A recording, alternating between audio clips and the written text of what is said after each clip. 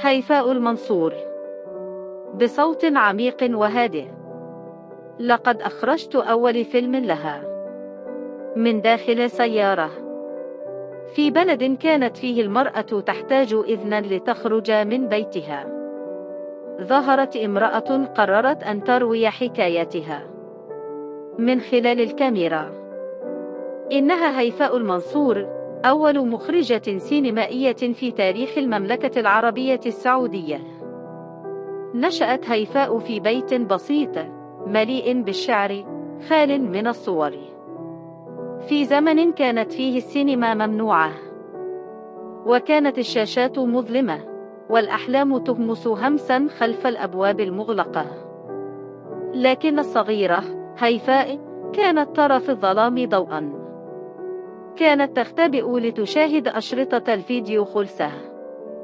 تجلس أمام الشاشة الصغيرة، والعينان تتلألأن كمن يرى العالم لأول مرة.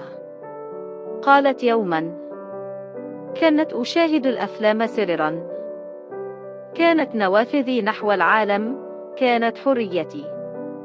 مرت السنوات، وكبرت الطفلة الحالمة، ولم تخمد شعلة السينما في قلبها يوما، حتى قررت أن تصنع فيلمها الأول، فيلم سيغير تاريخ الفن في بلدها، فيلم وجده.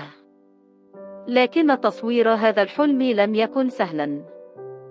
في شوارع الرياض كان التصوير ممنوعا تقريبا، وكانت المرأة لا تستطيع أن توجه الرجال في العلن، ولذلك جلست هيفاء في سيارتها، وضعت سماعة في أذنها، وأمسكت بجهاز اتصال صغير، وهمست لمساعدها: قل لها انظري إلى الدراجة كما لو أنها الحرية نفسها. كانت تخرج التعليمات همسا.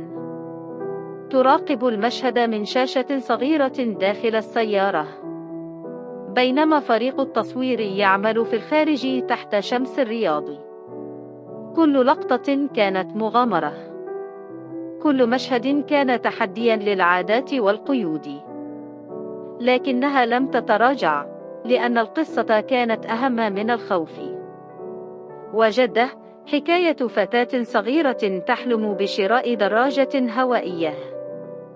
حلم بسيط، لكنه في مجتمعها كان رمزا للحرية، رمزا للرغبة في المضي قدما، بلا إذن، بلا خوف.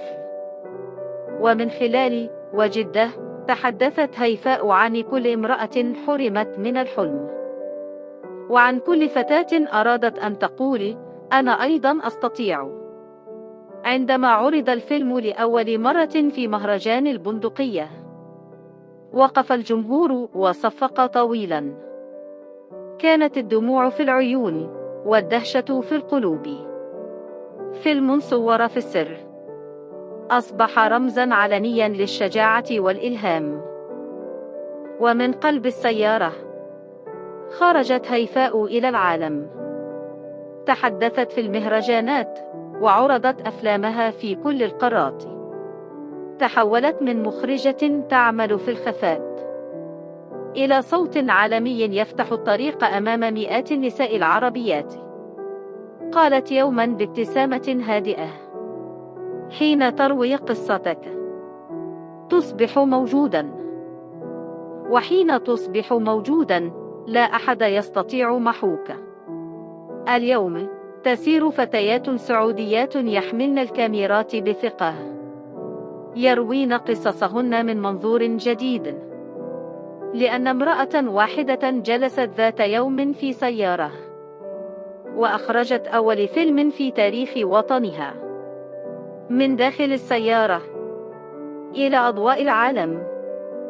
هذه هي قصة هيفاء المنصور، المرأة التي جعلت العدسة تنطق بالحرية.